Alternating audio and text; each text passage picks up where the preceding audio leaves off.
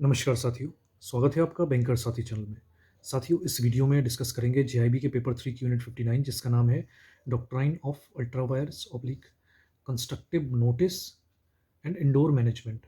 तो ये तीनों कॉन्सेप्ट क्या हैं, ये तीनों चीज़ें क्या हैं, इनको हम डिटेल में इस वीडियो में डिस्कस करेंगे और ये एक इम्पॉर्टेंट क्यों है कंपनी के केस में।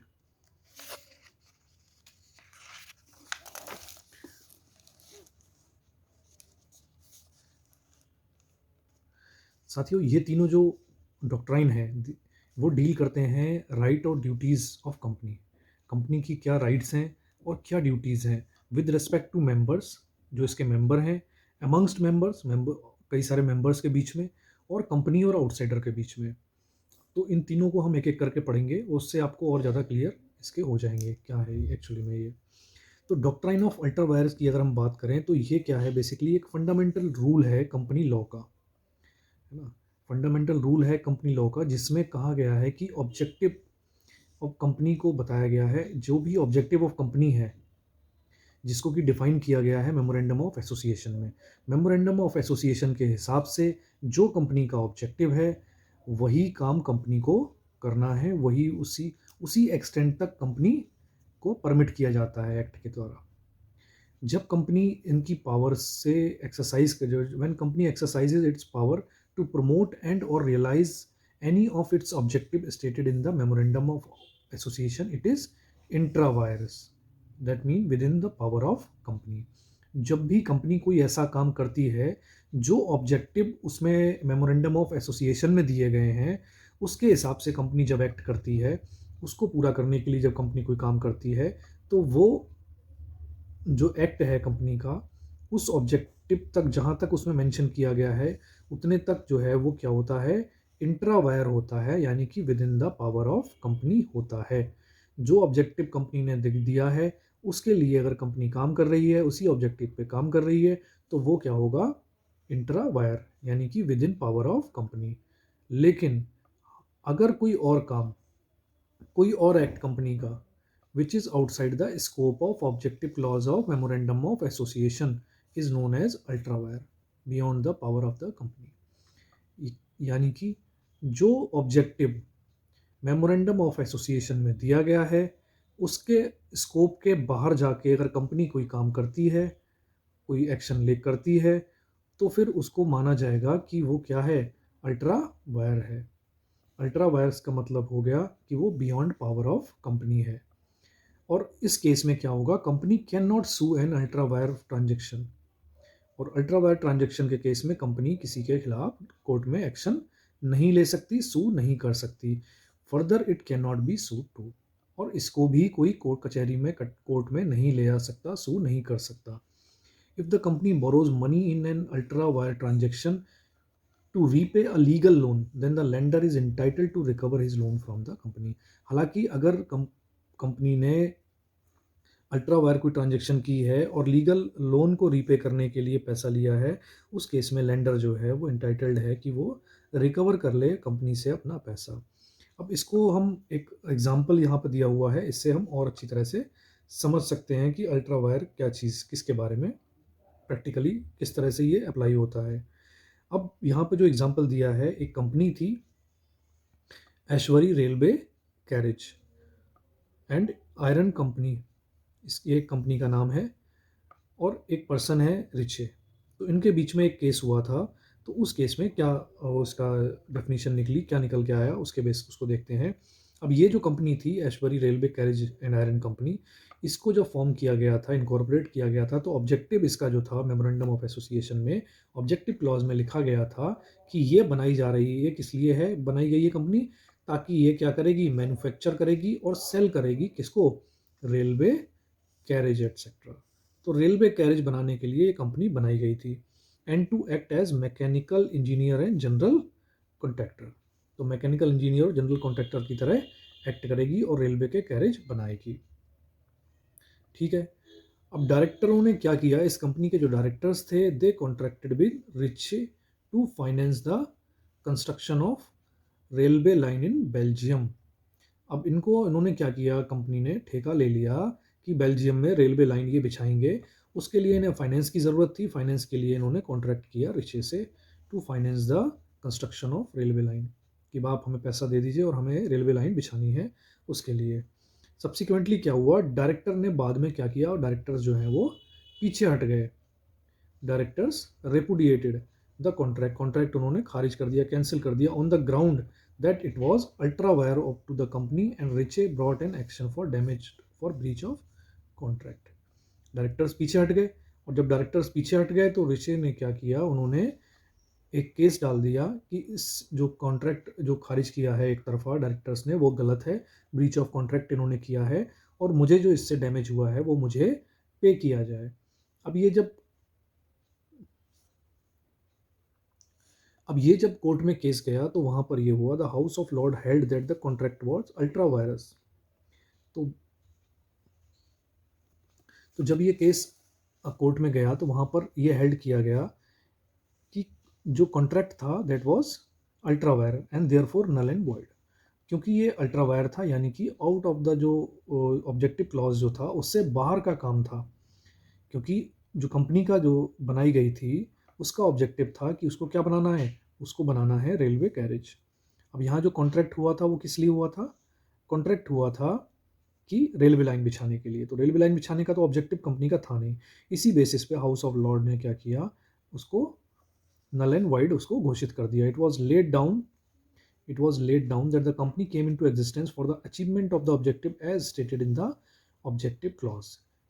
These objectives affirmatively state that activity of company can undertake and carry its states negatively that nothing shall be done beyond the ambit of objective of which company is established. जो भी objective है company का उसकी ambit से beyond जाके company काम नहीं करेगी, ये उसमें क्लियरली मेंशन किया गया है। अब the term general contractor was meant to be read as making such type of before generally interconnected with the business of mechanical engineer, and if it is not so interpreted then it would be authorized to make the contract of every nature and description, hence it was entirely beyond the power of company to enter into the contract। तो वही चीज़ आ गई कि उन्होंने कहा क्योंकि जो company का जो ऑब्जेक्टिव है जिस लिए कंपनी बनी है वो ऑब्जेक्टिव ये नहीं था, कॉन्ट्रैक्ट जो था वो दूसरे किसी काम के लिए किया गया था, इसीलिए इसको क्या है, इसको नल एंड वाइड इसको घोषित कर दिया गया।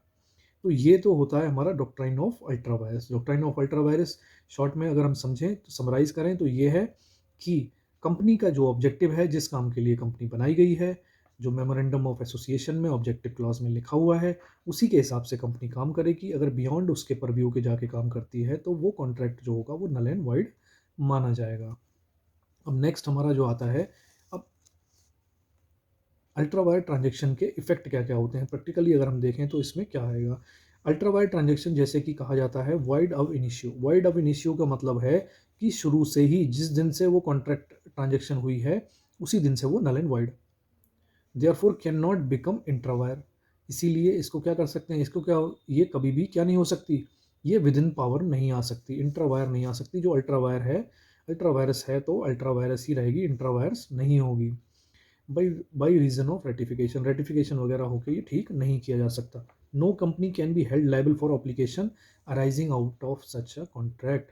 और इस तरह के कॉन्ट्रैक्ट से अगर कोई ट्रांजेक्शन होती है उस ट्रांजेक्शन के लिए कंपनी को लायबल नहीं ठहराया जा सकता। तो ये इंपॉर्टेंट पॉइंट है। If lending done by a company is ultra wire then the company is entitled to recover money from debtor because the debtor cannot say the company has no power to lend। हालांकि अगर company ने landing की है, उस company ने किसी को पैसे दिए हैं, लैंडिंग की है, तो उस केस में क्या है, कंपनी इंटाइटल्ड है कि अपना पैसा क्या करे, रिकवर कर ले, क्योंकि डेप्टर जो है वो ये नहीं कह सकते कि company had no power to lend, की कंपनी को लैंड करने की पावर नहीं थी इसलिए हम पैसा वापस नहीं करेंगे। If the rendering of particular service by the company is ultra vires, the company is entitled to recover the charges of such services. जिस तरह से लैंडिंग की बात है वैसे ही सर्विस की बात है, कंपनी ने अगर कोई सर्विस प्रोवाइड की है तो वो रिकवर, उसका जो चार्ज है वो रिकवर करने के लिए इंटाइटल्ड है। ऐसे ही प्रॉपर्टी के केस में भी है, प्रॉपर्टी अगर उन्होंने, कंपनी ने अगर किसी को डिलीवर की है आउटसाइडर को, तो उसको भी वो रिकवर करने के लिए एम्पावर्ड है। Effect of ultra vires acquired property, अगर कंपनी का पैसा अल्ट्रावायर स्पेंड किया गया है, यानी कि आउटसाइड द परव्यू ऑफ जो ऑब्जेक्टिव है उससे जाके, यानी कि beyond the power beyond the power जाके प्रॉपर्टी में किसी प्रॉपर्टी के लिए इन्वेस्ट किया गया है, the company is entitled to the ownership of such a property because that asset, क्योंकि वो एसेट हालांकि रॉन्गली एक्वायर किया गया है, ये माना जाएगा कि वो रॉन्गली एक्वायर किया गया है, but represent the capital of the company, लेकिन वो कंपनी की कैपिटल का पार्ट बन जाएगा। तो हालांकि इस केस में क्या होगा, अगर प्रॉपर्टी के केस में अगर अल्ट्रा वायरसली भी अगर परचेज की गई है कोई प्रॉपर्टी कंपनी के द्वारा, उस केस में भी कंपनी जो है उसकी ओनरशिप के लिए क्या है, एंटाइटल्ड है।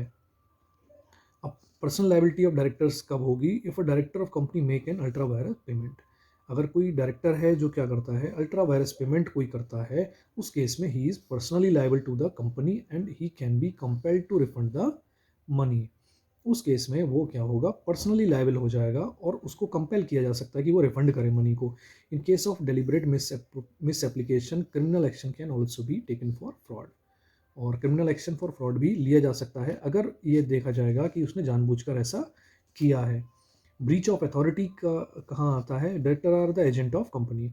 अब ये हम जानते हैं कि डायरेक्टर्स जो हैं वो कंपनी के बिहाफ पे काम करते हैं, कंपनी के एजेंट के तौर पे काम करते हैं, इसलिए उनको क्या करना चाहिए, उनको विद इन लिमिट ही एक्ट करना है, they must act within the limit and power of the company. If they induce an outsider to contract with the company in matter in which company does not have the power to act, they will personally liable to such an outsider for his loss, provided that the outsider has no knowledge of the fact that it was ultra virus to the company।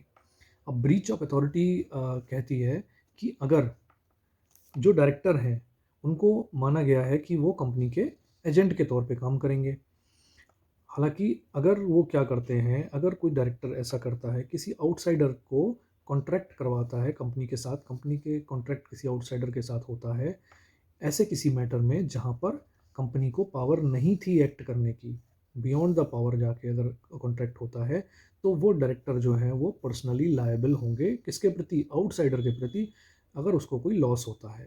Provided, condition ये है कि उस outsider को कोई भी knowledge नहीं होनी चाहिए कि ये जो काम जो था वो कंपनी के लिए अल्ट्रा वायरस था, यानी कि कंपनी की पावर के बियॉन्ड था। अगर उसको इनोसेंट है, उसको इस बात की पता नहीं है, आउटसाइडर को इसकी नॉलेज नहीं है, उसके बाद भी डायरेक्टर अगर उसके साथ कॉन्ट्रैक्ट करते हैं, then they will be personally liable for any loss cause to the outsider. तो इसका हमें ध्यान रखना है, इसको हम कहते हैं breach of authority.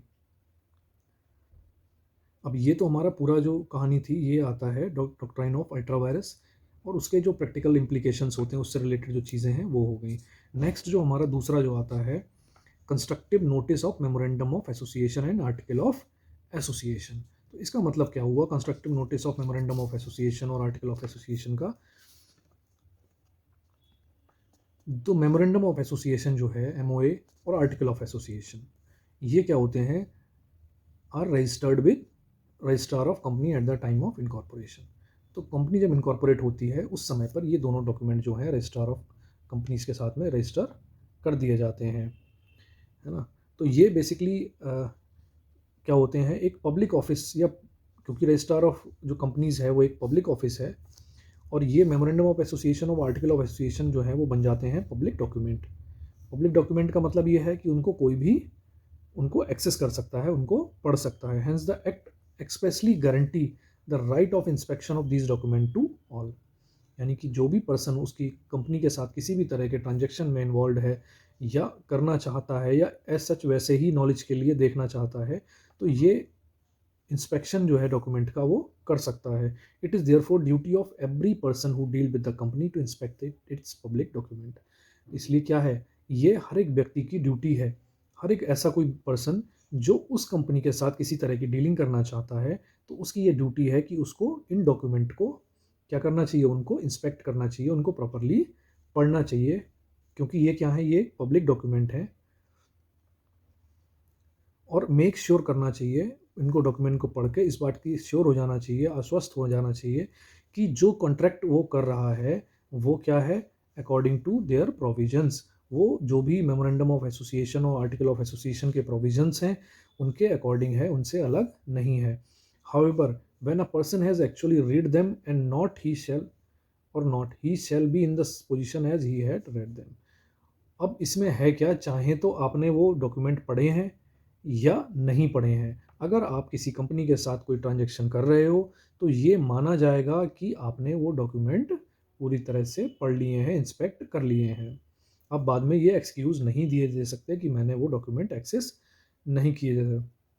In other word, he will be presumed to have knowledge of the content of these document and to have understood them according to their proper meaning. यानी कि माना यही जाएगा कि उस पर्सन ने प्रॉपरली उन public document को, यानी कि memorandum of association of article of association, दोनों को पढ़ लिया है, समझ लिया है और उसकी पूरी नॉलेज तक उसको मीनिंग को समझ लिया है। This kind of presumed notice is known as constructive notice. और इस तरह का जो प्रिजम्पशन है, जो मान लेते हैं हम ना, जो प्रिजम्पशन करते हैं, प्रिज्यूम नोटिस जो है, इसी को हम क्या कहते हैं, constructive notice. This is known as doctrine of constructive notice. अब ये डॉक्ट्राइन ऑफ कंस्ट्रक्टिव नोटिस है कि आपने भले ही, अगर आपको किसी कंपनी के साथ किसी तरह का कोई भी ट्रांजैक्शन करना है, किसी कॉन्ट्रैक्ट में जाना है, देन आपकी ड्यूटी है, जिसको भी पर्सन को उस कॉन्ट्रैक्ट में जाना है उसकी ये ड्यूटी है कि वो पब्लिक जो डॉक्यूमेंट हैं कंपनी के, यानी कि मेमोरेंडम ऑफ एसोसिएशन और आर्टिकल ऑफ एसोसिएशन, उनको प्रॉपरली इंस्पेक्ट कर ले, उनकी पूरी नॉलेज वो ले ले और ये मेक श्योर करे कि जो वो कॉन्ट्रैक्ट करने जा रहा है वो कंपनी के जो ऑब्जेक्टिव हैं, इन डॉक्यूमेंट में जो चीज़ें दी हुई हैं उनसे इन लाइन है, उनसे कॉन्ट्रैरी नहीं है। और अगर वो ऐसा नहीं करता है, चाहे वो पढ़े या ना पढ़े, बट एज्यूम यही किया जाएगा कि उसने उन डॉक्यूमेंट को प्रॉपरली पढ़ लिया है और समझ लिया है। अब इसके constructive notice, doctrine of constructive notice के इफेक्ट क्या होते हैं, ये हम देख लेते हैं। जो भी पर्सन डील करता है कंपनी के साथ में, deem to have notice of public document whether he has actually seen them और नॉट। चाहे भले ही उसने देखे हों उस पर्सन ने या नहीं देखे होंगे, लेकिन अगर वो पर्सन कंपनी से डील कर रहा है तो यही माना जाएगा कि ही हैव, उसको पूरा नॉलेज है उस डॉक्यूमेंट की। Another effect is that a person dealing with company is not only deemed to have notice but is also presumed to have read those document and have understood company power but also its officers। तो सिर्फ ये नहीं है कि उसने read देख लिए हैं, ये भी है कि उसने प्रॉपरली उनको समझ लिया है। The document of constructive notice is of negative nature in the sense that it stops a person from contending that he has no notice of the. अब ये डॉक्ट्राइन ऑफ कंस्ट्रक्टिव नोटिस जो है, ये क्या है, बेसिकली एक negative nature का है। नेगेटिव नेचर का कैसे है कि ये क्या करता है, किसी पर्सन को स्टॉप कर देता है इस बात से, मतलब कोई आप एक्सक्यूज़ नहीं दे सकते इस बात का कि मैंने जो कंटेंट है मेमोरेंडम ऑफ एसोसिएशन में, आर्टिकल ऑफ एसोसिएशन में, उसकी मुझे नॉलेज नहीं है या मैंने वो मेरी नोटिस में नहीं है। तो इस तरह का एक्सक्यूज़ आप नहीं दे सकते क्योंकि पहले ही आपको कहा गया है कि आप उनको एक्सेस कर लें, और अगर आप करें या ना करें, माना यही जाएगा कि आपने उनको एक्सेस कर लिया है, पढ़ लिया है, समझ लिया है पूरी तरह से। तो ये बेसिकली क्या है, नेगेटिव नेचर का है।